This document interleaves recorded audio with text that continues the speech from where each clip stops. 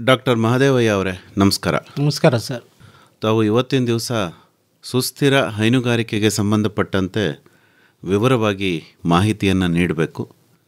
ಮಂಡ್ಯದ VC. Form ವಲಯ ಕೃಷಿ ಸಂಶೋಧನಾ ಕೇಂದ್ರದಲ್ಲಿ ಹೈನುಗಾರಿಕೆ ಘಟಕನೇ ಕೂಡ ತಾವು ಮಾಡಿದ್ದೀರಿ.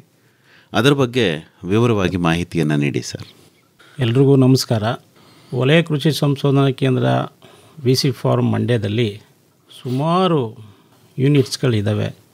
ಬಹುಮುಖ್ಯವಾಗಿ ಪ್ಲ್ಯಾಂಟ್ ಸೈನ್ಸ್ ಸಂಬಂಧಪಟ್ಟದ್ದು ಸಂಶೋಧನೆ ನಡ್ಕೊಂಡು ಬಂದಿದೆ.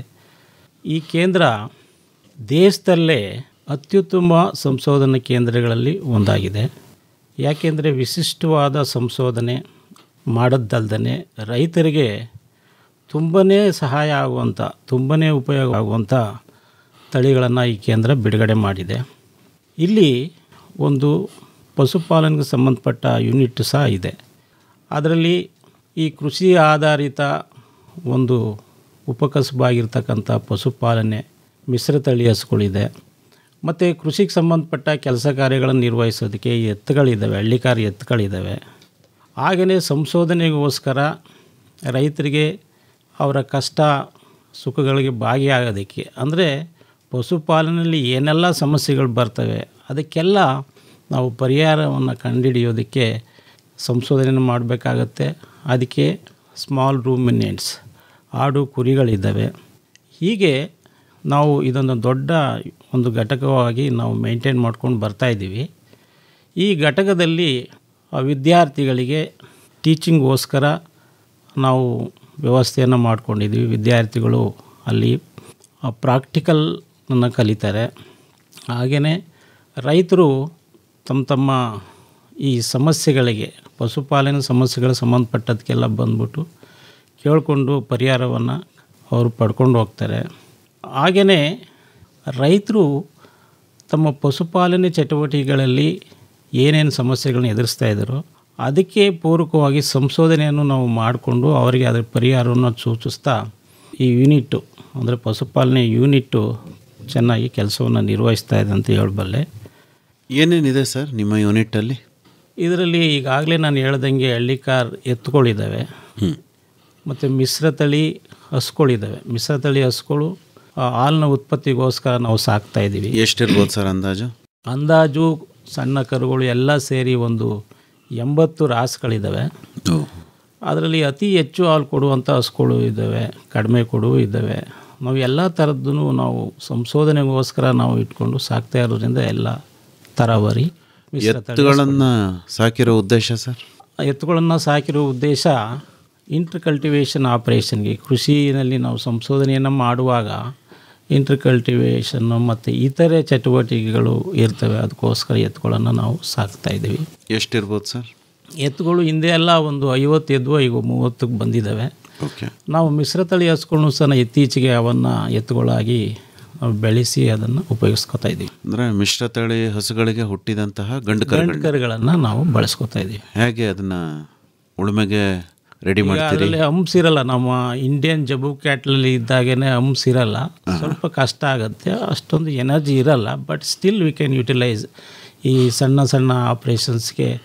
ನಾವು ಕುಂಟೆ ಹೊಡೆಯೋದಕ್ಕಿರ್ಬೋದು, ಲೈಟ್ ವೆಯ್ಟ್ ಕಾರ್ಟನ್ನು ಎಳೆಯೋದಕ್ಕಿರ್ಬೋದು, ಹಾಗೆಯೇ ಲೈಟ್ ವೆಯ್ಟ್ ಉಳುಮೆಗಿರ್ಬೋದು, ಇದನ್ನೆಲ್ಲ ಉಪಯೋಗಿಸ್ಕೊತಾ ಇದ್ದೀವಿ. ಈ ಮಿಶ್ರತಳಿ ಹಸುಗಳು ಅಂದರೆ ಯಾವ ತಳಿ? ಅದರಲ್ಲಿ HF ಮತ್ತು ಜರ್ಸಿ ಹಸುಗಳನ್ನು ನಾವು ಮಿಶ್ರತಳಿ ಅಂತೀವಿ. ಅದರಲ್ಲಿ ನಮ್ಮ ದೇಶೀಯ ತಳಿಗಳ ಗುಣಲಕ್ಷಣವೂ ಇರ್ತವೆ, ಅದಕ್ಕೋಸ್ಕರ ನಾವು ಮಿಶ್ರತಳಿ ಅಂತೀವಿ. ನಾವು ಸಾಕ್ತಾ ಇರೋ ಈ ಮಿಶ್ರತಳಿ ಹಸುಗಳು ಪ್ಯೂರ್ ಇರಲ್ಲ. ಈಗ ನೋಡೋಕ್ಕೆ HF ಜರ್ಸಿ ಪ್ಯೂರ್ ಥರನೇ ಕಾಣಿಸ್ತೇವೆ, ಬಟ್ ಪ್ಯೂರ್ ಇಲ್ಲ. ಅದಕ್ಕೆ ನಾವು ಮಿಶ್ರತಳಿ ಅಂತ ಕರಿತೀವಿ. ನಿಮ್ಮಲ್ಲಿ ಸೆಮನ್ ಬ್ಯಾಂಕ್ ಏನಾದರೂ ಇಟ್ಕೊಂಡಿದ್ದೀರಾ ಸರ್? ಇಲ್ಲ ಸರ್, ಇದು ನಾವು ವೆಟನರಿ ಡಿಪಾರ್ಟ್ಮೆಂಟಿಂದ ಈ ಸರ್ವಿಸನ್ನು ಪಡ್ಕೊಳ್ತಾ ಇದ್ದೀವಿ. ಅಂದರೆ ಸಮೀಪದ ಪಶುಪಾಲನಾ ಇಲಾಖೆ ನೆರವನ್ನು ಪಡ್ಕೊಳ್ತಾ ಇದ್ದೀವಿ. ಹೌದಾ? ಅಂದರೆ ಎಲ್ಲದನ್ನು ಕೂಡ ಕ್ರಾಸ್ ಬ್ರೀಡಿಂಗ್ ಮೂಲಕನೇ ಮಾಡ್ತಾ ಇದ್ದೀವಿ. ಎತ್ತುಗಳಿಗೆ ಸಂಬಂಧಪಟ್ಟಂತೆ ಹೋರಿ ಏನಾದರೂ ಸಾಕಿದ್ದೀರಾ? ಹೋರಿ ಒಂದು ಹಳ್ಳಿಕಾರ ಹೋರಿ ಇತ್ತು. ಅದು ಲೋಕಲ್ ಹಳ್ಳಿಕಾರ ಹಸುಗಳು ತೊಗೊಂಡು ಬಂದು ಕೆಲವು ರೈತರು ಅದರಿಂದ ನ್ಯಾಚುರಲ್ ಸರ್ವಿಸ್ ಅಂದರೆ ಅದನ್ನು ಮೌಂಟಿಂಗ್ ಮಾಡಿಸ್ಕೊಂಡು ಹೋಗ್ತಿದ್ರು. ಇವಾಗ ಅದು ವಯಸ್ಸಾಗಿದೆ, ಅಂಥದ್ದು ನಾವೇನು ಈಗ ಮಾಡ್ತಾಯಿಲ್ಲ ಸದ್ಯಕ್ಕೆ. ನಮ್ಮಲ್ಲಿ ನಮ್ಮೊಂದು ಓರಿ ಸಾಕೊಂಡು ಅದನ್ನು ಉಪಯೋಗಿಸ್ಕೊಳ್ತಾ ಇದ್ದೀವಿ. ಈಗ ಹೈನುಗಾರಿಕೆ ಬಹಳ ಪ್ರಧಾನವಾಗಿ ಸಂಶೋಧನೆಗಾಗಿ ಬಳಕೆ ಮಾಡ್ತಾ ಇದ್ದೀವಿ ಅಂತ ಹೇಳಿದ್ರಿ. ಹೌದು. ಹಾಲು ಏನು ಉತ್ಪತ್ತಿ ಆಗುತ್ತಲ್ಲ ಅದನ್ನ ಏನು ಮಾಡ್ತೀರಿ ಸರ್? ಈ ಸಂಶೋಧನೆಗೋಸ್ಕರ ಇಟ್ಕೊಂಡಿರೋ ಹಸುಗಳಲ್ಲಿ ಹಾಲು ಉತ್ಪತ್ತಿ ಆದದನ್ನು ನಾವು ನಮ್ಮ ಕ್ಯಾಂಪಸ್ಸಲ್ಲಿರ್ತಕ್ಕಂಥ ಸ್ಟಾಫ್ ಕೊಟ್ಕೋತೀವಿ. ಉಳಿದದ್ದು ನಾವು ಡೈರಿಗೆ ಹಾಕ್ತೀವಿ. ಅಲ್ಲಿ ಕೃಷಿ ಕಾಲೇಜಲ್ಲಿ ಹಾಸ್ಟೆಲ್ ಇದೆ, ಹಾಸ್ಟೆಲ್ಗೂ ಸಹ ನಾವು ಹಾಲನ್ನು ಹಾಕ್ಕೊಂಡು. ಅಂದರೆ ಪುಕ್ಕಟಿಯಾಗಿ ಕೊಡಲ್ಲ, ದರಕ್ಕೆ ಕೊಡೋದು ಎಲ್ಲ ಕಾಸ್ಟ್ ಆಗುತ್ತೆ. ಯಾಕೆಂದರೆ ನಿಮಗೆ ಲಾಭ ನಷ್ಟ ಲೆಕ್ಕ ಸಿಗಬೇಕು. ಹೌದು. ಅದು ರಿವಾಲ್ವಿಂಗ್ ಫಂಡಲ್ಲಿ ನಡೀತಾ ಇದೆ. ರಿವಾಲ್ವಿಂಗ್ ಫಂಡ್ ಅಂತಾರೆ, ನಿಮಗೆಲ್ಲ ಗೊತ್ತಿರ್ಬೋದು. ಲಾಭ ನಷ್ಟ ಎಲ್ಲ ಹಸ್ಕೊಳ್ಳೆ ಬೇರ್ ಮಾಡಬೇಕು. ಅಲ್ಲಿಂದ ಬಂದ ಆದಾಯವನ್ನು ಉಪಯೋಗಿಸಿ ನಾವು ಕ್ಯಾಟ್ಲ್ ಫೀಡು, ಮೆಡಿಸನ್ನು, ಲೇಬರ್ ಖರ್ಚು ಎಲ್ಲ ಅದರಲ್ಲೇ ಮಾಡಬೇಕಾಗಿರೋದ್ರಿಂದ ನಾವು ಪುಕ್ಕಟೆ ಕೊಡೋಕ್ಕಾಗಲ್ಲ. ಡಾಕ್ಟರ್ ಮಹಾದೇವ್ ಐನವರೇ, ಈಗ ನಿಮ್ಮಲ್ಲೇ ಮೇವಿನ ವಿಭಾಗ ಇದೆ. ಹೌದು. ಅಂದರೆ ಅವರು ಉತ್ಪಾದನೆ ಮಾಡಿದಂತಹ ಮೇವನ್ನು ನೀವು ದುಡ್ಡು ಕೊಟ್ಟೆ ಖರೀದಿ ಮಾಡ್ತೀರೋ ಅಥವಾ ಉಚಿತವಾಗೇ ತಗೊಂಬರ್ತೀರೋ? ಇಲ್ಲ, ಅವರು ಸಂಶೋಧನೆ ಮಾಡಿ ಮೇವು ಬೆಳೀತಾರೆ. ಆ ಬೆಳೆದ ಪ್ರಾಡಕ್ಟ್ ಅದು out of research what ever the ಫಾರ್ಡರ್ the produce we get it. ಅದನ್ನು ತಗೊಂಡು ನಾವು ಹಂಗೆ ಬಳಸ್ಕೊತಾ ಇದ್ವಿ. ಒಂದೊಂದು ಸಾರಿ ಚಾರ್ಜ್ ಮಾಡ್ತಾರೆ, ಅವಾಗ ಕೊಡ್ತೀವಿ ನಾವು. ಹೌದಾ? ಅಲ್ಲ, ಯಾಕೆ ಅಂದರೆ ಒಬ್ಬ ರೈತ ಹೆಂಗೆ ಹಸು ಸಾಕ್ತಾನೆ ಆ ಥರ ನೀವು ಸಾಕ್ತಿದ್ದೀರಿ. ಈ ಮೇವನ್ನು ನೀವು ಉಚಿತವಾಗಿ ತಗೊಳಂಗಿಲ್ವಲ್ಲ? ತಗೊಳ್ಳೋಂಗಿಲ್ಲ. ಆದರೂ ಒಂದು ಏನು ಕನ್ಸೆಷನ್ ರೇಟಲ್ಲಿ ನಾವು ಕೊಡ್ತೀವಿ ಅವ್ರಿಗೆ. ನೀವೇ ಏನಾದರೂ ಮೇವು ಬೆಳೆಯೋ ಪ್ರಯತ್ನ ಮಾಡಿದ್ದೀರಾ ನಿಮ್ಮ ವಿಭಾಗದಿಂದಲೇ? ನಮ್ಮಲ್ಲಿ 5 ಎಕರೆ ಮೇವು ಬೆಳ್ಕೊಂಡಿದ್ದೀವಿ. 5 ಎಕರೆ ಇದೆ, ಸಾಕಾಗಲ್ಲ ಅದುವೇ. ಅದಕ್ಕೋಸ್ಕರ ಈ ಫಾರ್ಡರ್ ಯೂನಿಟಿಂದ ನಾವು ಮೇವನ್ನು ಪಡ್ಕೊಳ್ತೇವೆ. ನೀವೇನೇನು ಮೇವು ಬೆಳಿತೀರಿ ಮಾಧವಯ್ಯನವ್ರೆ? ನಾವು COFS 29, ಅದೇ ನಮ್ಮ BG ಶೇಖರ್ ಅವರೇ ಒಂದು ಸಲಹೆಯನ್ನು ಕೊಟ್ಟರು.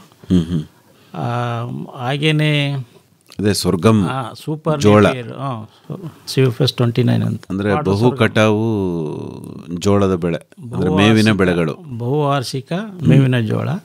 ಹಾಗೆಯೇ ನಾವು ಹೈಬ್ರಿಡ್ ನೇಪಿಯರ್, ಸೂಪರ್ ನೇಪಿಯರ್ ಅದನ್ನೂ ಹಾಕ್ಕೊಂಡಿದ್ದೀವಿ. ಮತ್ತು COF ಇನ್ನೊಂದು ಕೊಯಂಬತ್ತೂರು 3 ಕೋತ್ರಿ ಮಧ್ಯೆ ನಾವು ಫಾರ್ಡರ್ ಮೇಜ್ ಹಾಕ್ಕೊಳ್ತೀವಿ. ಹಾಗೆಯೇ ಫಾರ್ಮ್ ಸೆಕ್ಷನಿಂದ ಒಂದಷ್ಟು ಈ ಅಲಸಂದೆ ಮೇವು ಸಹ ಕೊಡ್ತಾ ಇರ್ತಾರೆ, ಅದನ್ನು ನಾವು ಹಾಕ್ಕೊಂಡು. ನೀವು ಮಾಡ್ತಾ ಇರೋ ಹೈನುಗಾರಿಕೆ ಲಾಭದಾಯಕವಾಗಿದೆಯಾ? ಈ ಲಾಭದಾಯಕ ಅಂತ ಅಂದರೆ ಒಬ್ಬರು ವಿಜ್ಞಾನಿ ಹೇಳ್ತಾರೆ, Indian agriculture is poor but efficient ಅಂತ ಹೇಳ್ತಾರೆ. ಹಾಗೆ ಇರೋ ರಿಸೋರ್ಸನ್ನು ಉಪಯೋಗಿಸ್ಕೊಂಡು ನಾವು ಎಫೆಕ್ಟಿವ್ ಆಗಿ ಮಾಡೋಕ್ಕೆ ಪ್ರಯತ್ನ ಮಾಡ್ತಾಯಿದ್ದೀವಿ. ಅಷ್ಟೊಂದು ಲಾಭ ಬರ್ತಾ ಇಲ್ಲ ನಮಗೆ. ಆ ಲಾಭ ಬರಬೇಕು ಅಂತ ಆದರೆ ಪ್ರಾಮಾಣಿಕತೆ, ಬದ್ಧತೆ ನಮ್ಮ ಲೇಬರ್ಗಳಲ್ಲಿ, ನಮ್ಮಲ್ಲಿ ಎಲ್ಲರಲ್ಲೂ ಬರಬೇಕಾಗತ್ತೆ. ಆದಷ್ಟು ಪ್ರಯತ್ನ ಮಾಡ್ತಾಯಿದ್ದೀವಿ ಸರ್. ಮಾರ್ಜಿನಲ್ ಪ್ರಾಫಿಟನ್ನು ನಾವು ಪಡಿತಾಯಿದ್ದೀವಿ.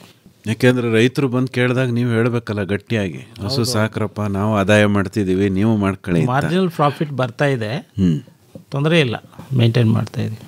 ನಿಮ್ಮ ಹೈನುಗಾರಿಕೆ ವಿಭಾಗದಿಂದ ಬೇರೆ ಇನ್ನೂ ಏನೇನು ಪ್ರಾಣಿಗಳು ಸಾಕಿದ್ದೀರಿ? ಇಲ್ಲ, ಆಡು, ಕುರಿ, ಮಿಶ್ರತಳಿ ಹಸುಗಳು, ಹಳ್ಳಿಕಾರ್ ಬುಲಾಕ್ಸ್ ಇಷ್ಟನೇ. ಹಾಗೆಯೇ ಕೋಳಿ ಸಾಕಾಣಿಕೆನೂ ಮಾಡಬೇಕು ಅಂತ ಒಂದು ಪ್ರಯತ್ನ ಇದೆ, ನೋಡಬೇಕು. ಈಗ ಆಡು ಯಾವ್ದು ಸಾಕಿರೋದು? ಉಸ್ಮಾನಾಬಾದಿ ಗೋಟ್ ಅಂತ, ಅದು ಸಹ ಮಹಾರಾಷ್ಟ್ರದ್ದು.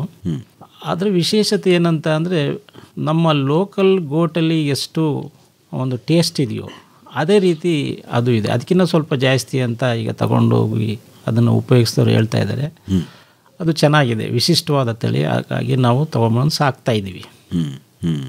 ಉಸ್ಮಾನಾಬಾದಿ ಗೋಟ್ ಅಲ್ವಾ? ಅದು ಈ ಸ್ಟಾಲ್ ಫೆಡ್ ಫೀಡಿಂಗ್ ಅಂತಾರಲ್ಲ, ಅದಕ್ಕೂ ಸೂಕ್ತವಾಗಿದೆಯಾ? ಅದಕ್ಕೂ ಸೂಕ್ತವಾಗಿದೆ. ನಾವು ಸ್ಟಾಲ್ ಫೀಡಿಂಗನ್ಗೆ ಅದಕ್ಕೊಂದು ವ್ಯವಸ್ಥೆ ಮಾಡ್ಕೊಳ್ಳೋಕ್ಕೆ ಪ್ರಯತ್ನ ಮಾಡ್ತಾಯಿದ್ದೀವಿ. ಈ ಸದ್ಯಕ್ಕೆ ನಾವು ಹೊರಗಡೆ ಬಿಟ್ಟು ಫೀಲ್ಡ್ ಗ್ರೇಜಿಂಗಲ್ಲೇ ನಾವು ಸಾಕ್ತಾಯಿದ್ದೀವಿ. ಎಷ್ಟು ಇಟ್ಕೊಂಡಿದ್ದೀರಿ ಸರ್ ಮೇಕೆನ? ಮೇಕೆ ಒಂದು 20 ಇರ್ಬೋದು ಅಷ್ಟೇ, ತುಂಬ ಕಡಿಮೆ. ಕುರಿ ಯಾವುದು ಇಟ್ಕೊಂಡಿರೋ ತಳಿ? ಕುರಿ ನಾರಿ ಸುವರ್ಣ ಕುರಿ. ಏನು ಈ ತಳಿಯ ವಿಶೇಷತೆ ಸರ್? ಈ ತಳಿ ವಿಶೇಷತೆ ಏನಂತ ಅಂದರೆ, ಈ ತಳಿಯನ್ನು ಅಭಿವೃದ್ಧಿಪಡಿಸಿರೋದು ನಿಂಬಳ್ಕರ್ ಅಗ್ರಿಕಲ್ಚರ್ ಯೂನಿವರ್ಸಿಟಿ, ಮಹಾರಾಷ್ಟ್ರದವರು. ಈ ತಳಿಯನ್ನು ನಮ್ಮ ಡೆಕಾನಿ ಶಿಪ್, ಹಾಗೆ ಗ್ಯಾರೋಲ್ ಶಿಪ್ ಮತ್ತು ಸ್ವಲ್ಪ ಬಂಡೂರು ಕುರಿ ಬ್ಲಡ್ಡು ಸಹ ಸೇರಿಸಿ ಈ ತಳಿಯನ್ನು ಅಭಿವೃದ್ಧಿಪಡಿಸಿದ್ದಾರೆ. ಈ ವಿಶೇಷತೆ ಏನು ಅಂತ ಅಂದರೆ, 2ಕ್ಕಿಂತ ಹೆಚ್ಚು ಮರಿಯನ್ನು ಹಾಕುತ್ತೆ ಒಂದು ಸಾರಿಗೆ. ಇದು ಅಪರೂಪಕ್ಕೆ ಒಂದು ಹಾಕುತ್ತೆ. 10% ಒಂದು ಹಾಕ್ಬೋದು, 70-80% 2 ಮರಿ ಹಾಕುತ್ತೆ. ಹಾಗೆಯೇ ಒಂದು 10% 3 ಮರಿ ಆಗುತ್ತೆ. ಇನ್ನು ಎಕ್ಸೆಪ್ಷನಲ್ ಕೇಸಸ್ 4 ಹಾಕಿದೆ ನಮ್ಮಲ್ಲಿ. ಆದರೆ ನಾವು ಉಳಿಸ್ಕೊಂಡು ಸಾಕೋದು ಕಷ್ಟ. ಯಾಕೆ ಅಂತಂದರೆ ಒಳಗಡೆ ಗ್ರೋತೇ ಇರೋದಿಲ್ಲ ಆ ಮರಿಗಳಿಗೆ. ನಾವು ನೋಡಿದಾಗ 3 ಮರಿ ಹಾಕ್ದಾಗೂ ಸ್ವಲ್ಪ ಕಷ್ಟ ಆಗಿದೆ ನಾವು ಉಳಿಸ್ಕೊಳ್ಳೋದು. 2 ಮರಿ ಹಾಕಿದಾಗ ಚೆನ್ನಾಗಿ ನಾವು ಸಾಕೊಂಡು ಹೋಗ್ಬೋದು. ಮುಂದುವರೆದು ಹೇಳೋದಾದರೆ ಇದು ಬಯೋಮಾಸ್ ಪರ್ ಯೂನಿಟ್ ಟೈಮ್ ಇದೆಯಲ್ಲ, ಇದು ತುಂಬಾ ಇರುತ್ತೆ. ಈಗ ಬಂಡೂರು ಕುರಿಗೆ ನಾವು 1 ವರ್ಷದಲ್ಲಿ ಸಪೋಸ್ 1 ವರ್ಷದಲ್ಲಿ ನಾವು ಅದನ್ನು ಸ್ಲಾಟ್ರ್ ಕಳಿಸೋದಾದರೆ ಏನು 30-35 kg ಸಿಗ್ಬೋದು. ಅದೇ ಇದು 1 ವರ್ಷಕ್ಕೆ 90 kg ಸಿಗುತ್ತೆ ನಮಗೆ. ಅಂದರೆ 2 ಮರಿ ಹಾಕಿರ್ತದೆ 45 ಅಥವಾ 50 kgವರೆಗೂ ಸಾಕು ಬರ್ಬೋದು. ಅದು 100 kgವರೆಗೂ ನಾವು 1 ವರ್ಷಕ್ಕೆ ಇದು ಮಾಡ್ಬೋದು. ಹಾಗಾಗಿ ರೈತರಿಗೆ ಇದು ರೈತ ಸ್ಲಾಟ್ರ್ ಕಳಿಸುವಾಗ ಅವರು ಸ್ಲಾಟರ್ಸ್ ಏನು ಕೇಳ್ತಾರೆ ಅಂತಂದರೆ ಎಷ್ಟು ತೂಕ ಇದೆ ಅನ್ನೋದು ಕೇಳ್ತಾರೆ. ಹಾಗಾಗಿ ನಾರಿ ಸುವರ್ಣ ಕುರಿಯನ್ನು ಬಳಸ್ಕೊಂಡು 2 ಮರಿ ಪಡ್ಕೊಂಡು ಅವರು ಹೆಚ್ಚೆಚ್ಚು ಅಭಿವೃದ್ಧಿಯನ್ನು ಪಡ್ಕೋಬೋದು ಆರ್ಥಿಕವಾಗಿ. ಮಾಂಸದ ಗುಣಮಟ್ಟ ಹೇಗಿದೆ ಸರ್? ಮಾಂಸದ ಗುಣಮಟ್ಟ ಬಂಡೂರಿಗೆ ಹೋಲಿಸೋದಾದ್ರೂ ಸ್ವಲ್ಪ ಕಡಿಮೆ ಇದೆ. ಯಾಕೆಂದರೆ ಎಲ್ಲ ಥರದ್ದು ಅದು ಕ್ರಾಸ್ ಬ್ರೀಡಿಂಗ್ ಆಗಿರೋದು ಸಾಮಾನ್ಯ ಕ್ರಾಸ್ ಬೆಡ್ ಅನಿಮಲ್ಸು ಅದು ಕ್ವಾಲಿಟಿ ಆಫ್ ಮೀಟು ಸ್ವಲ್ಪ ಕಡಿಮೆ ಇರ್ತದೆ. ಬಂಡೂರನ್ನು ಸಾಕಿದ್ದೀರಾ? ಬಂಡೂರು ಇದೆ. ಬಂಡೂರು, ದಡದಪುರ ಇಂತಿಂಥ ಉತ್ತಮವಾದ ಹಳ್ಳಿಗಳಲ್ಲಿ ಎಲ್ಲಿ ಬಂಡೂರು ಕುರಿಗಳನ್ನು ಸಾಕ್ತಾರೋ. ನಮ್ಮಲ್ಲಿ ನಾನ್ ಡಿಸ್ಕ್ರಿಪ್ಟ್ ಟೈಪ್ ಇತ್ತು ಹಿಂದೆ.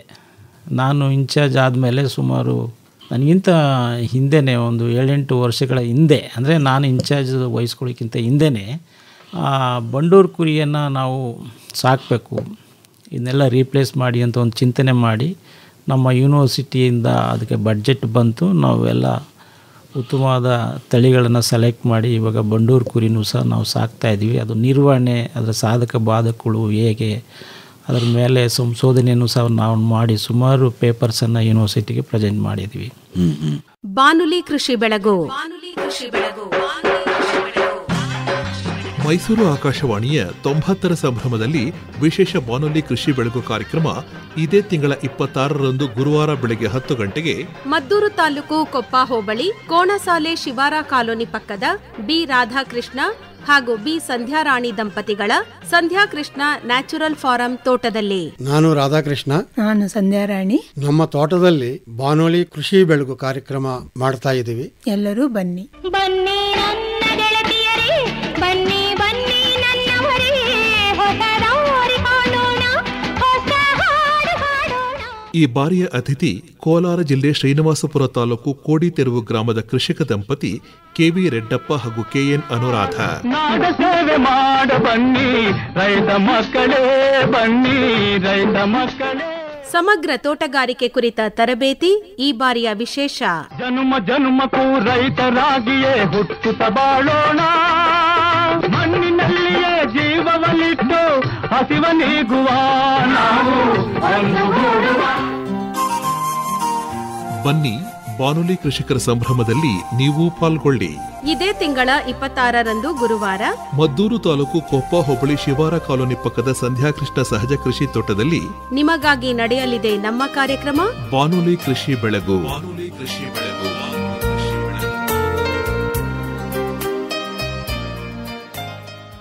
ಸರ್, ಈಗ ಒಂದು ಹೈನುಗಾರಿಕೆ ಘಟಕವನ್ನೇ ವಿಶೇಷವಾಗಿ ತಾವು ನಿರ್ವಹಣೆ ಮಾಡ್ತಾ ಇದ್ದೀರಿ ಅಲ್ವಾ? ಈಗ VC ಫಾರಂ ಅಲ್ಲಿ ಒಂದು ಕೃಷಿ ಮೇಳನೂ ಕೂಡ ನಡೆಯುತ್ತೆ ಅಲ್ವಾ? ಅದನ್ನ ಈ ಬಾರಿ ನವೆಂಬರ್ ತಿಂಗಳಲ್ಲಿ ಮಾಡಬೇಕು ಅಂತ ಹೇಳಿ ಆಲೋಚನೆ ಹಾಕೊಂಡಿದ್ದಾರೆ. ಈಗ ಕೃಷಿ ಮೇಳಕ್ಕಾಗಿ ನೀವು ಹೇಗೆ ಸಿದ್ಧತೆನ ಮಾಡ್ಕೋತೀರಿ?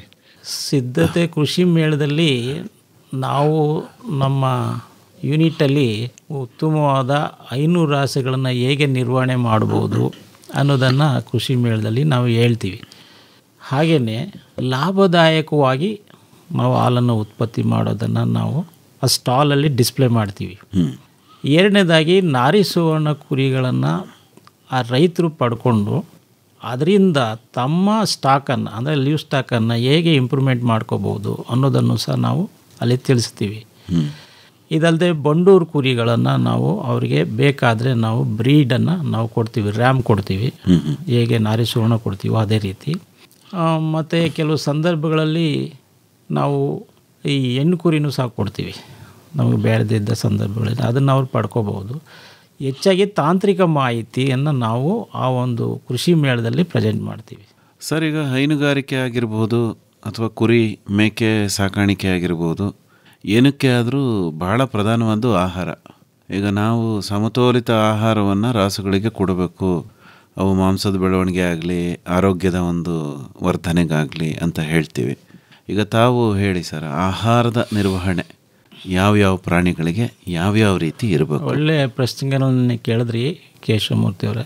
ಈ ನಮ್ಮ ಪಶುಪಾಲನೆಯಲ್ಲಿ ಆಹಾರದ ನಿರ್ವಹಣೆ ಭಾಳ ಅತಿ ಮುಖ್ಯವಾದದ್ದು. ಯಾಕೆಂದರೆ 65% ಖರ್ಚು ಬೀಳೋದೇ ಆಹಾರಕ್ಕೋಸ್ಕರ.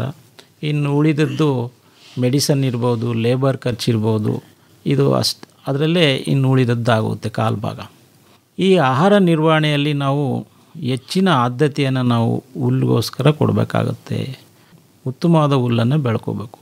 ನನ್ನ ದೃಷ್ಟಿಯಲ್ಲಿ ಉತ್ತಮವಾದ ಹುಲ್ಲು ಅಂತಂದರೆ ಏನು ಅಂತ ಅಂದರೆ, ಅದಕ್ಕೆ ಉತ್ತಮವಾದ ಪೋಷಕಾಂಶವನ್ನು ಕೊಟ್ಟು ಹುಲ್ಲನ್ನು ಬೆಳೆದಿರಬೇಕದು. ನಾನು ಬ್ರೀಡ್ ಮೇಲೆ ಅಷ್ಟೊಂದು ಆಸಕ್ತಿದಾಯಕವಾದ ವಿಷಯ ನನ್ನಲ್ಲಿ ಇಲ್ಲ, ಆಸಕ್ತಿದಾಯಕ ಮಾತಾಡೋಕ್ಕೂ ಆಗೋದಿಲ್ಲ. ಯಾಕೆ ಅಂತ ಅಂದರೆ, ಈಗ ಕಾಂಗೋ ಸಿಗ್ನಲ್ಲು ಹುಲ್ಲಿರ್ಬೋದು, ಅದು ತುಂಬ ಗಿಡ್ಡವಾಗಿರುತ್ತೆ, ಆದರೆ ವೇಸ್ಟೇಜ್ ಬರಲ್ಲ, ಪ್ರೋಟೀನ್ ಕಂಟೆಂಟ್ ಜಾಸ್ತಿ ಇರುತ್ತೆ. ಈಗ ಅತಿ ಎತ್ತರವಾಗಿರ್ತಕ್ಕಂಥ ಕೆಲವು ಹುಲ್ಲಿರ್ಬೋದು, ಅದರಲ್ಲಿ ಡೈಜೆಸ್ಟಿಬಿಲಿಟಿ ಅಂತಕ್ಕಂಥದ್ದು ಕಡಿಮೆ ಇರ್ತದೆ. ಹೀಗೆ ನಮಗೆ ಮುಖ್ಯವಾಗಿ ಬೇಕಾಗಿರೋದು ರಾಸುಗಳನ್ನ ನಿರ್ವಹಿಸೋದಕ್ಕೆ, ಫೀಡಿಂಗ್ ಸಂಬಂಧಪಟ್ಟಾಗೆ ನಾವು ನಿರ್ವಹಣೆ ಮಾಡುವಾಗ ನಮಗೆ ಹಸಿರು ಹುಲ್ಲು ಭಾಳ ಮುಖ್ಯ ಆಗ್ತದೆ. ಜೊತೆಗೆ ಬಯೋಮಾಸ್ ಎಷ್ಟು ಕ್ವಾಂಟಿಟಿ ಸಿಕ್ತು ಅನ್ನೋದು ಸಹ ಮುಖ್ಯವಾಗ್ತದೆ. ಹಾಗಾಗಿ ನಾವು ಹಸಿರು ಹುಲ್ಲಿಗೆ ಭಾಳ ಆದ್ಯತೆಯನ್ನು ಕೊಡ್ತೀವಿ. ಹಸಿರು ಹುಲ್ಲು, ಒಣ ಹುಲ್ಲು, ಪಶುಹಾರ, ಖನಿಜಾಂಶದ ಪುಡಿ, ಹೀಗೆ 4-5 ಅಂಶಗಳು ನಮ್ಮ ಸಮತೋಲನ ಆಹಾರದಲ್ಲಿ ಬರ್ತವೆ. ಹಸಿರು ಹುಲ್ಲು ಯಾಕೆ ಬೇಕು? ಒಣ ಹುಲ್ಲನ್ನೇ ಕೊಟ್ಟು ಸಾಕ್ಬೋದಲ್ವ ಅಂತಂತಾರೆ ರೈತರು. ಕೆಲವರು ಹಸಿರು ಹುಲ್ಲು ಕೊಟ್ಬಿಟ್ಟು ಸಾಕ್ಬೋದಲ್ವ, ಒಣ ಹುಲ್ಲು ಯಾಕೆ ಅಂತ ಹೇಳ್ತಾರೆ. ಈ ಒಣ ಹುಲ್ಲು, ಹಸಿರು ಹುಲ್ಲು ಅದರದ್ದೇ ಆದ ಒಂದು ರಾಸಾಯನಿಕ ಕ್ರಿಯೆ ನಡೆಸ್ತವೆ ಈ ಹೊಟ್ಟೆನಲ್ಲಿ. ಅದರದ್ದೇ ಆದ ಒಂದು ಪಾತ್ರ ಇರ್ತದೆ ಈ ನ್ಯೂಟ್ರಿಷನಲ್ಲಿ. ಪೋಷಕಾಂಶವನ್ನು ಸಪ್ಲೈ ಮಾಡೋದ್ರಲ್ಲಿ ಪಶುಹಾರ ಇರ್ಬೋದು, ಖನಿಜಾಂಶದ ಪುಡಿ ಇರ್ಬೋದು, ಹಸಿರು ಹುಲ್ಲಲ್ಲಿ ಏಕದಳದ ಮೇವಿರ್ಬೋದು, ದ್ವಿದಳದ ಮೇವಿರ್ಬೋದು, ಎಲ್ಲ ವಿವಿಧವಾದ ಒಂದು ಪಾತ್ರವನ್ನು ವಹಿಸೋದ್ರಿಂದ ಎಲ್ಲ ಥರದ್ದು ಮೇವು ನಮಗೆ ಬೇಕು. ಇದರಲ್ಲಿ ಸಮತೋಲನ ಆಹಾರ ಅಂತ ನಾನು ಅಂದೆ ಈಗಾಗಲೇ. ಸಮತೋಲನ ಆಹಾರ ಅಂದರೆ ಏನು ಅಂತ ನೀವು ಕೇಳ್ಬೋದು. ಸಮತೋಲನ ಆಹಾರ ಅಂದರೆ ಒಂದು ರಾಸುವಿಗೆ ಅಥವಾ ಎಷ್ಟು ರಾಸು ನಾವು ಸಾಕ್ತಾಯಿದ್ವೋ ಅಷ್ಟು ರಾಸುವಿಗೂ ಸಹ ನಾವು ಗಣನೆ ಇಟ್ಕೋಬೋದು. ಒಂದು ದಿವಸಕ್ಕೆ ತನ್ನ ಶರೀರ ನಿರ್ವಹಣೆಗೆ, ಹಾಲು ಉತ್ಪತ್ತಿಗೆ ಹಾಗೂ ಕರು ಬೆಳವಣಿಗೆಗೆ ಎಲ್ಲ ಸೇರಿ ಎಷ್ಟು ಪೋಷಕಾಂಶಗಳು ಬೇಕೋ ಅಷ್ಟು ಪೋಷಕಾಂಶಗಳನ್ನು ಒಳಗೊಂಡ ಪರಿಕರಗಳ ಸಮತೋಲನ ಆಹಾರ ಅಂತ ನಾವು ಕರಿತೀವಿ. ಇಲ್ಲಿ ಏನು ಎಷ್ಟು ಬೇಕಾಗತ್ತೆ ಪೋಷಕಾಂಶ ಅಂತ ಅಂದರೆ, ಒಂದು ಹಸಿಗೆ ಒಂದು 400 kg ತೂಕ ಇರತಕ್ಕಂಥ ಹಸುವಿಗೆ ಶರೀರ ನಿರ್ವಹಣೆಗೆ 3 kgಯಷ್ಟು ಟೋಟಲ್ ಡೈಜೆಸ್ಟಿಬಲ್ ನ್ಯೂಟ್ರಿಯೆಂಟ್ಸ್ ಬೇಕಾಗುತ್ತೆ. ಒಟ್ಟು ಜೀರ್ಣವಾಗುವಂತಹ ಪೋಷಕಾಂಶಗಳು 3 kgಯಷ್ಟು ಬೇಕಾಗುತ್ತೆ.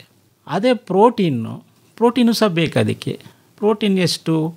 300 ಗ್ರಾಮ್ನಷ್ಟು ಪ್ರೋಟೀನ್ ಬೇಕಾಗುತ್ತೆ.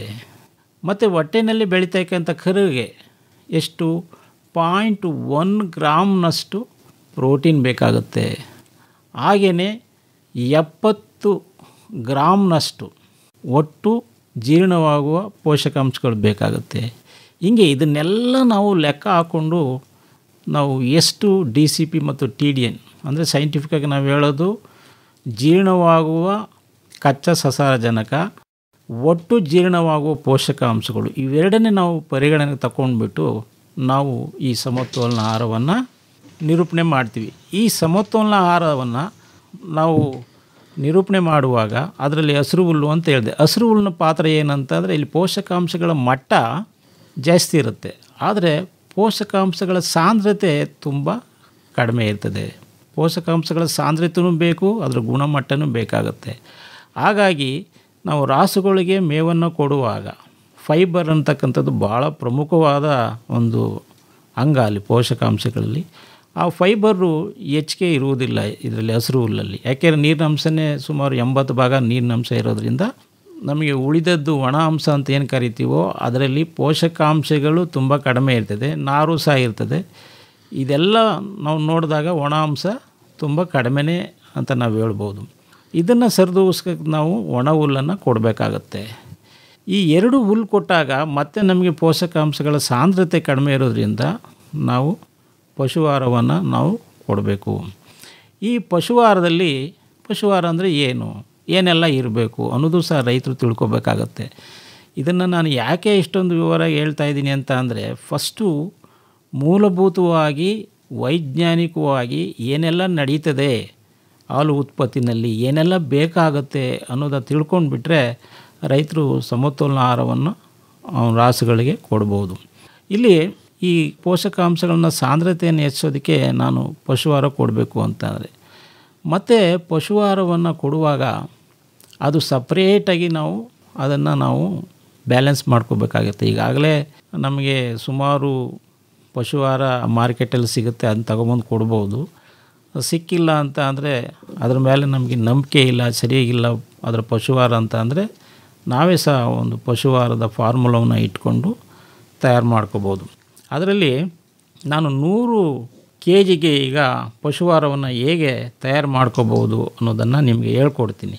ಇಲ್ಲಿ ರೈತರು ಗಮನವಿಟ್ಕೊಂಡು ಕೇಳಬೇಕು, ಸಮತೋಲನಗೊಂಡಿರೋ ಪಶುಹಾರನೇ ಬೇರೆ, ಹಾಗೆಯೇ ಬ್ಯಾಲೆನ್ಸ್ಡ್ ರೇಷನ್ನೇ ಬೇರೆ. ಸಮತೋಲನ ಆಹಾರನೇ ಬೇರೆ, ಸಮತೋಲನಗೊಂಡಿರ್ತಕ್ಕಂಥ ಪಶುಹಾರನೇ ಬೇರೆ. ಈಗ ನಾನು ಪಶುಹಾರವನ್ನು ಇಂತಿಷ್ಟು ಕೊಡಿ ಅಂತ ಹೇಳ್ತೀನಿ, ಆ ಪಶುಹಾರ ಅಲ್ಲಿ ಸಮತೋಲನಗೊಂಡಿರಬೇಕು. ಕಾಂಪೌಂಡ್ ಫೀಡ್ಸ್ ಅಂತ ಕರಿತೀವಿ. ಸಾಮಾನ್ಯವಾಗಿ ನಾನು ರೈತ ಬಾಂಧವರ ಹತ್ರ ಮಾತಾಡುವಾಗ ಸುಮಾರು ಟ್ರೈನಿಂಗಲ್ಲಿ ನಾನು ಹಿಂಡಿ ಕೊಟ್ಟೆ ಸರ್, ಬೂಸ ಕೊಟ್ಟೆ, ಎಲೆ ಬೂಸ ಕೊಟ್ಟೆ, ಈಗ ಅಕ್ಕಿ ಬೂಸ ಕೊಟ್ಟೆ ಅಂತೆಲ್ಲ ಹೇಳ್ತಾ ಇರ್ತಾರೆ. ಅದು ಸಮತೋಲನಗೊಂಡಿರೋ ಆಹಾರ ಆಗೋದಿಲ್ಲ. ಅಲ್ಲಿ ಪೋಷಕಾಂಶಗಳು ಒಂದಿದ್ದರೆ ಒಂದು ಇರೋದಿಲ್ಲ.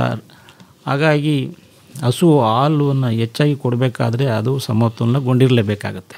ಈಗ ಒಂದು ಫಾರ್ಮುಲಾ ತಮಗೆ ಹೇಳೋಕ್ಕೆ ಇಷ್ಟಪಡ್ತೀನಿ.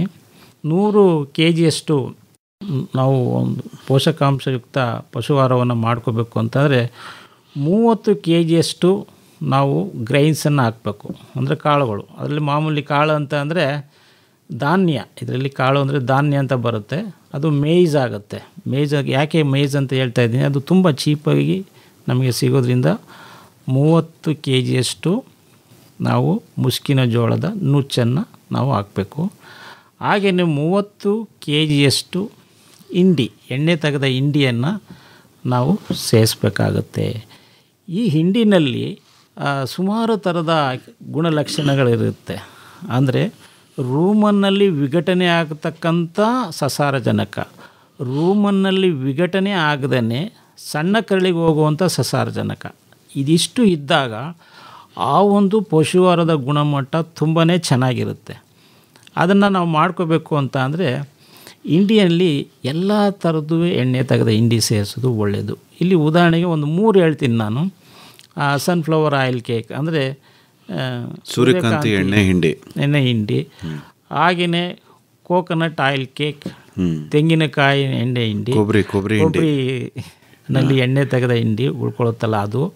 ಹಾಗೆಯೇ ಹತ್ತಿ ಕಾಳಿನ ಹಿಂಡಿ ಅದು ತುಂಬಾ ಬೈಪಾಸ್ ಪ್ರೋಟೀನಾಗಿ ಕೆಲಸ ಮಾಡುತ್ತೆ. ಹಾಗಾಗಿ ಅದೊಂದು ಸ್ವಲ್ಪ ಸೇರಿಸ್ಕೊಂಡು ಒಂದು 5-10 kgಯಷ್ಟು ಸೇರಿಸ್ಕೊಳ್ಳೋದು ಭಾಳ ಉತ್ತಮ. ಮತ್ತು ಮುಂದುವರಿದು ಇನ್ನೊಂದು ಭಾಳ ಪ್ರಮುಖವಾದ ಒಂದು ಆಹಾರದ ಇಂಗ್ರೀಡಿಯೆಂಟ್ ಅಂತ ಅಂದರೆ ಅದು ರೈಸ್ ಬ್ರ್ಯಾನ್ ಅಥವಾ ವೀಟ್ ಬ್ರ್ಯಾನ್, ಅಕ್ಕಿ ತೌಡು ಅಂತ ಬೂಸ ಅಂತ ಹೇಳ್ತೀವಲ್ಲ, ಅದೊಂದು 30 kg ಹಾಕೋಬೇಕು.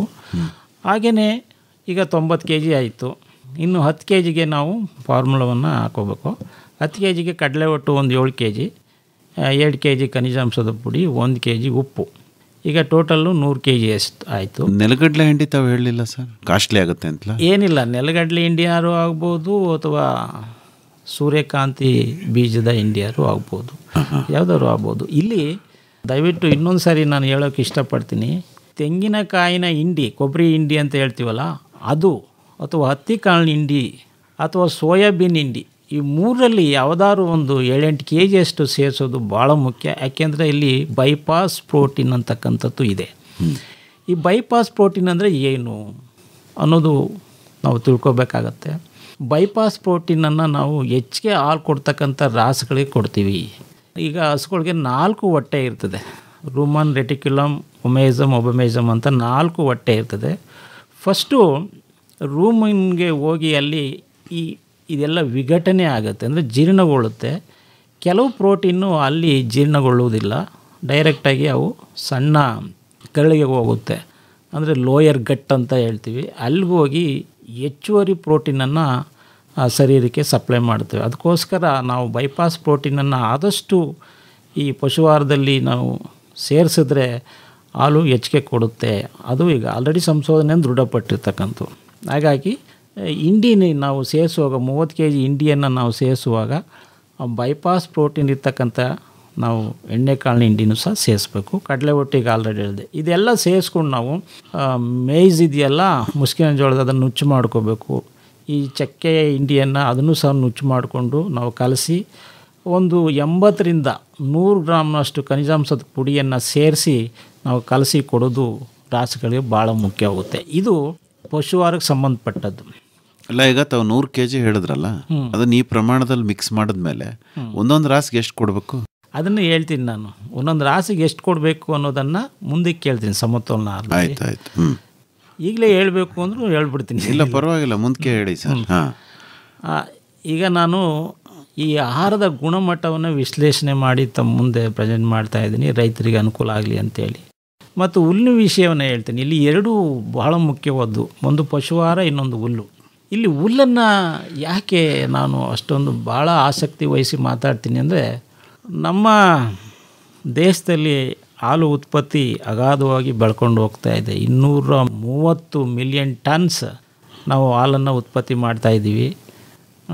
ಪ್ರಪಂಚಕ್ಕೆ ಹೋಲಿಸೋದಾದರೆ ನಮ್ಮ ದೇಶ ಒಂದೇ ಸುಮಾರು 190 ದೇಶಗಳಲ್ಲಿ, ಅದಕ್ಕಿಂತ ಹೆಚ್ಚಿನ ದೇಶಗಳಲ್ಲಿ ನಮ್ಮ ಒಂದೇ ದೇಶ ಕಾಲು ಭಾಗದಷ್ಟು ಹಾಲನ್ನು ಉತ್ಪತ್ತಿ ಮಾಡ್ತಾಯಿದೆ. ವರ್ಲ್ಡಲ್ಲಿ 950 ಮಿಲಿಯನ್ ಟನ್ಸ್ ಇದ್ದರೆ ನಮ್ಮ ದೇಶದ ಹಾಲು ಉತ್ಪತ್ತಿ 230 ಮಿಲಿಯನ್ ಟನ್ಸ್. ಈ ಹಾಲನ್ನು ನಾವು ಹೇಗೆ ಉತ್ಪತ್ತಿ ಮಾಡ್ತಾಯಿದ್ದೀವಿ? ಹೆಚ್ಚೆಚ್ಚು ಪಶುಹಾರವನ್ನು ಕೊಟ್ಟು ನಾವು ಅದಕ್ಕೆ ಸ್ಟ್ರೆಸ್ಸನ್ನು ಕೊಟ್ಟು ಹಸುಗಳಿಗೆ ಹಾಲನ್ನು ಉತ್ಪತ್ತಿ ಮಾಡಿಸ್ತಾ ಇದ್ದೀವಿ. ಈ ಪಶುಹಾರ ಹೆಚ್ಚೇ ಆದಷ್ಟು ಹಾಲಿನ ಗುಣಮಟ್ಟ ಕಡಿಮೆ ಆಗುತ್ತೆ. ಯಾಕಂದರೆ ನಾನೀಗ ಆಲ್ರೆಡಿ ಸುಮಾರು ಕಡೆ ಸಂಶೋಧನೆ ಪೇಪರ್ಸ್ ಎಲ್ಲ ನೋಡಿ, ನಾವು ಸಹ ಸಂಶೋಧನೆಯಲ್ಲಿ ನಿರತರಾಗಿರೋದ್ರಿಂದ ಹೆಚ್ಚೆಚ್ಚು ಪಶುಹಾರ ಕೊಡೋದ್ರಿಂದ ಏನೆಲ್ಲ ಆಗುತ್ತೆ, ಅದಕ್ಕೆ ನಾವು ಫೈಬರ್ಯುಕ್ತ ಆಹಾರವನ್ನು ಹೆಚ್ಚಿಗೆ ಕೊಡಬೇಕು ಅಂತ ನಿಮಗೆ ತಿಳಿಸೋದಕ್ಕೆ ಇಷ್ಟಪಡ್ತಾಯಿದ್ದೀನಿ. ಹೆಚ್ಚು ಪಶುಹಾರ ಕೊಟ್ಟಾಗ ಹಾಲಿನಲ್ಲಿರ್ತಕ್ಕಂಥ ಕಾಂಜುಗೇಟೆಡ್ ಲಿನೋಲೇಯಿಕ್ ಆ್ಯಸಿಡ್ ಇರ್ಬೋದು, ಒಮೆಗಾ 3 ಫ್ಯಾಟಿ ಆ್ಯಸಿಡ್ಸ್ ಇರ್ಬೋದು, ಇವೆಲ್ಲ ಕಡಿಮೆ ಆಗ್ತಾ ಹೋಗುತ್ತೆ. ಅದೇ ರೀತಿ ಹುಲ್ಲನ್ನು ನಾವು ಹೆಚ್ಚಿಗೆ ಕೊಟ್ಟಾಗ ಬಯೋಹೈಡ್ರೋಜನೇಷನ್ ಅಂತಕ್ಕಂಥ ಪ್ರೋಸೆಸ್ಗೆ ಅದು ಹೆಚ್ಚಿಗೆ ಇನ್ವಾಲ್ವ್ ಆಗುತ್ತೆ ಹುಲ್ಲು. ಅಲ್ಲಿ ಕಾಂಜುಗೇಟೆಡ್ ಲಿನೋಲೇಯಿಕ್ ಆ್ಯಸಿಡ್ ಇರ್ಬೋದು, ಒಮೆಗಾ 3 ಫ್ಯಾಟಿ ಆ್ಯಸಿಡ್ಸ್ ಇರ್ಬೋದು, ಇದರ ಕ್ವಾಂಟಿಟಿ, ಇದರ ಪ್ರಮಾಣ ಹೆಚ್ಚಿರ್ತದೆ ಹಾಲಲ್ಲಿ. ಹಾಗಾಗಿ ಇದನ್ನು ಸೇವಿಸ್ತಕ್ಕಂಥ ನಮ್ಮ ಸಾರ್ವಜನಿಕರು, ನಾವಿರ್ಬೋದು, ಎಲ್ಲರೂ ಸಹ ಆರೋಗ್ಯವಾಗಿ ಇರ್ಬೋದು. ಜೊತೆಗೆ ಹಸುವಿನ ಆರೋಗ್ಯ ಸಹ ಚೆನ್ನಾಗಿರ್ತದೆ.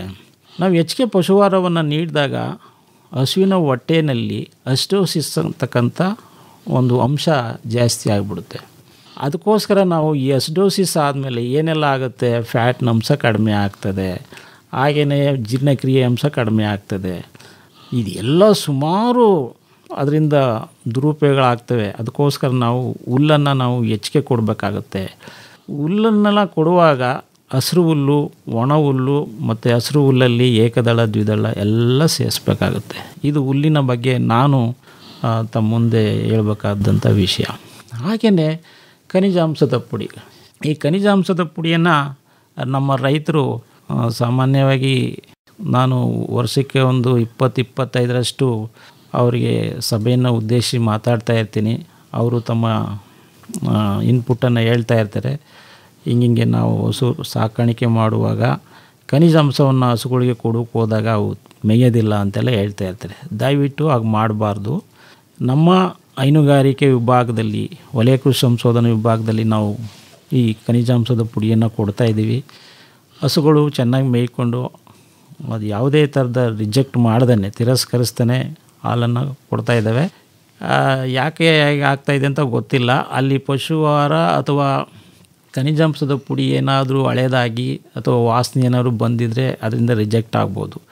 ಈ ಥರ ಹಸುಗಳು ಖನಿಜಾಂಶದ ಪುಡಿಯನ್ನು ಪಶುವಾರ ಕೊಟ್ಟಾಗ ತಿಂದೇ ಇದ್ದರೆ ಅದಕ್ಕೆ ಸ್ವಲ್ಪ ಬೆಲ್ಲದ ನೀರು ಅಥವಾ ಸಾಲ್ಟ್ ನೀರನ್ನು ಚಿಮುಕಿಸಿ ಕೊಟ್ಟರೆ ಅವು ಮೇಯ್ತವೆ. ಯಾಕೆ ಇದು ಅಷ್ಟೊಂದು ಪ್ರಮುಖವಾದ ವಿಷಯ ಅಂತ ಅನ್ನೋದಾದರೆ, ಖನಿಜಾಂಶದ ಪುಡಿಯನ್ನು ರಾಸುಗಳಿಗೆ ಈಗ ಆಲ್ರೆಡಿ ಪಶುವಾರದಲ್ಲಿ ಸೇರಿಸಿರ್ತಾರೆ, ಆದರೂ ನಾವು ಕೊಡಬೇಕಾಗತ್ತೆ. ಇದರಲ್ಲಿ ತುಂಬಾ ಉಪಯೋಗಗಳಿದೆ. ಹಸು ಏನಾದ್ರು ಮಣ್ಣು ತಿಂದರೆ, ಕರು ಏನಾದ್ರು ಮಣ್ಣು ತಿಂತಾಯಿದ್ರೆ ಈ ಖನಿಜಾಂಶದ ಪುಡಿಯನ್ನು ನಾವು ಅದಕ್ಕೆ ಹೊಟ್ಟೆಗೆ ಸೇರುವಾಗೆ ಮಾಡಿದ್ರೆ, ಅಂದರೆ ಮೇವಿನ ಮೂಲಕ ಅದು ಮಣ್ಣು ತಿನ್ನೋದನ್ನು ಬಿಡ್ತದೆ. ಕರುಗಳು ಅಥವಾ ಹಸುಗಳು ಇರ್ಬೋದು, ಮೂಳೆ ಗಟ್ಟಿಯಾಗಿ ದಷ್ಟಪುಷ್ಟವಾಗಿ ಬೆಳೀತವೆ. ಹಾಗೆಯೇ ಹಾಲಿನ ಇಳುವರಿ ನಾರ್ಮಲ್ಲಾಗಿ ಅದರಲ್ಲಿ ಯಾವುದೇ ಥರದ ವ್ಯತ್ಯಾಸ ಆಗದೇ ನಾರ್ಮಲ್ ಪ್ರೊಡಕ್ಷನ್ ಇರ್ತದೆ. ಮತ್ತು ಹಾಲಿನಲ್ಲಿ ಗಟ್ಟಿತನ ಇರುತ್ತೆ. SNF ಅಂತ ಏನು ಹೇಳ್ತೀವೋ ಅದು ಭಾಳ ಚೆನ್ನಾಗಿ ಇರ್ತದೆ. ಹಾಲು ರಿಜೆಕ್ಟ್ ಆಗಲ್ಲ. SNF ಈಗ ಮಿನಿಮಮ್ 8.5 ಇರಬೇಕಲ್ವ, 8.5% ಇರಬೇಕು, ಅದು ಇರ್ತದೆ. ಹಾಗೆಯೇ ಹಸು ಕಾಲಕ್ಕೆ ಈಟಿಗೆ ಬರ್ತದೆ, ಕರುವನ್ನು ಸರಿಯಾಗಿ ಹಾಕುತ್ತೆ. ಯಾವುದೇ ಥರದ ಡಿಸ್ಟೋಕಿಯಾ ಅಂದರೆ ಕಾವಿಂಗ್ ಇನ್ ಡಿಫಿಕಲ್ಟಿ, ಡಿಸ್ಟೋಕಿಯಾ ಅದೆಲ್ಲ ಆಗೋದಿಲ್ಲ. ಮತ್ತು ಕೆಚ್ಚಲು ಬಾವು ಆಗುವಂಥ ಸಮಸ್ಯೆಗಳು ಬರೋದಿಲ್ಲ.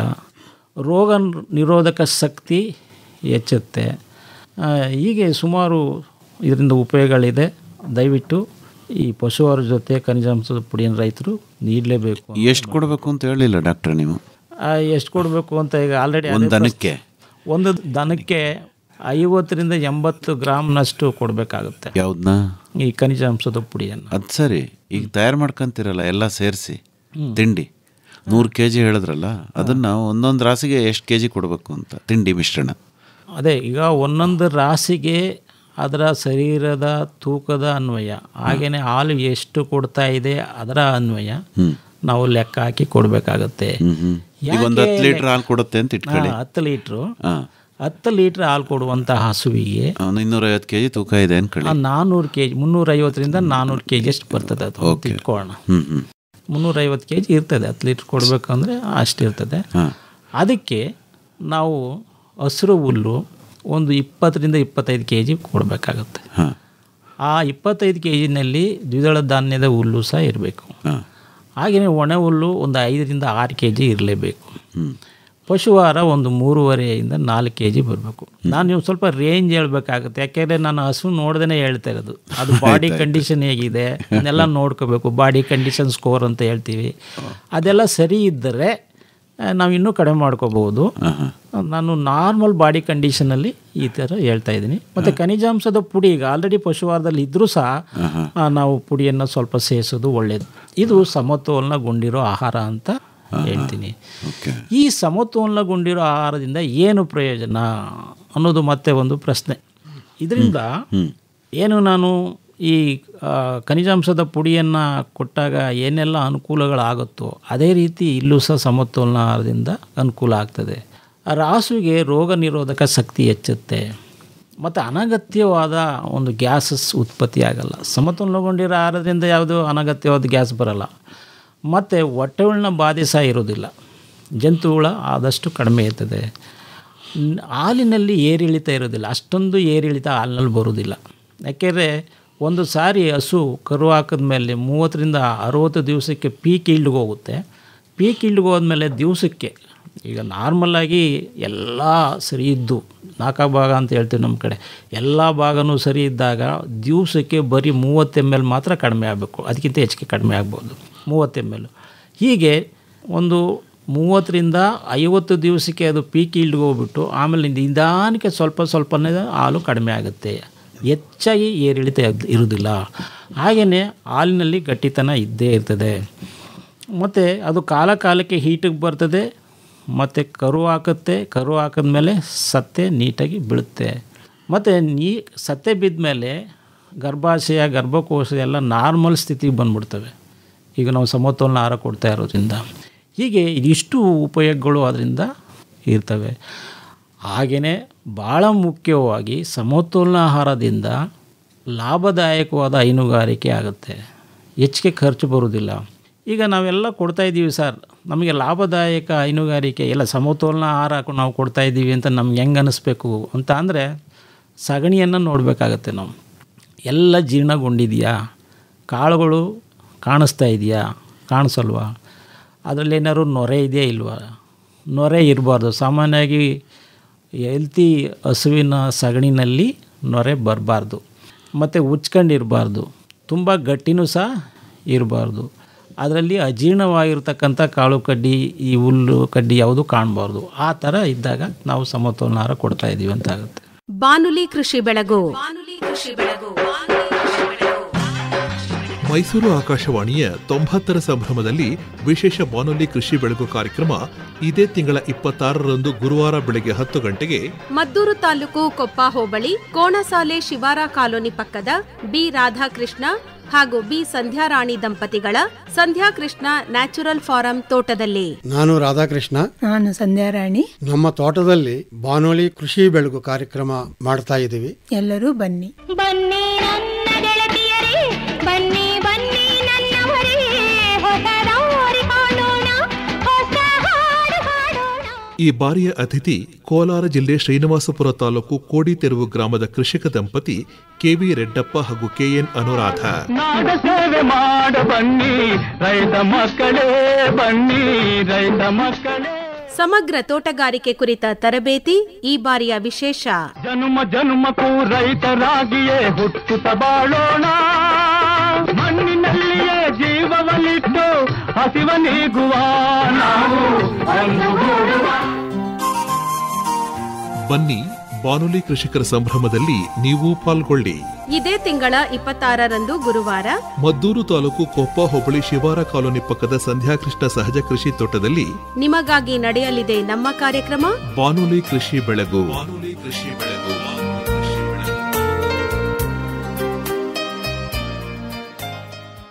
ಡಾಕ್ಟ್ರೇ, ಇನ್ನೂ ಬಹಳಷ್ಟು ವಿಚಾರಗಳು ನಿಮ್ಮ ಬಳಿ ಇದೆ. ನಿಮ್ಮನ್ನು ನೇರವಾಗಿ ಸಂಪರ್ಕ ಮಾಡಿ ಹೆಚ್ಚಿನ ಮಾಹಿತಿ ಪಡಿಬೇಕು ಅಂತಾದರೆ ಸಂಪರ್ಕಕ್ಕಾಗಿ ತಮ್ಮ ಮೊಬೈಲ್ ಸಂಖ್ಯೆನ ಕನ್ನಡದಲ್ಲಿ ಹೇಳ್ಬೋದಾ? ಖಂಡಿತವಾಗಿ. ನನ್ನ ಮೊಬೈಲ್ ಸಂಖ್ಯೆ 735336632. ಇನ್ನೊಮ್ಮೆ ಹೇಳ್ತೀರಾ? 735336632. ಇನ್ನೂ ಒಂದು ಸರಿ ಹೇಳ್ಬಿಡಿ ಡಾಕ್ಟ್ರೆ. 735336632. ಒಳ್ಳೆಯದು ಡಾಕ್ಟರ್ ಮಹದೇವಯ್ಯನವರೇ, ಇದುವರೆಗೂ ಸುಸ್ಥಿರ ಹೈನುಗಾರಿಕೆಗೆ ಸಂಬಂಧಪಟ್ಟಂತೆ ಬಹಳ ಉಪಯುಕ್ತವಾದ ಮಾಹಿತಿ ನೀಡಿದ್ರಿ. ವಂದನೆಗಳು, ನಮಸ್ಕಾರ. Thank you. ಎಲ್ರಿಗೂ ನಮಸ್ಕಾರ.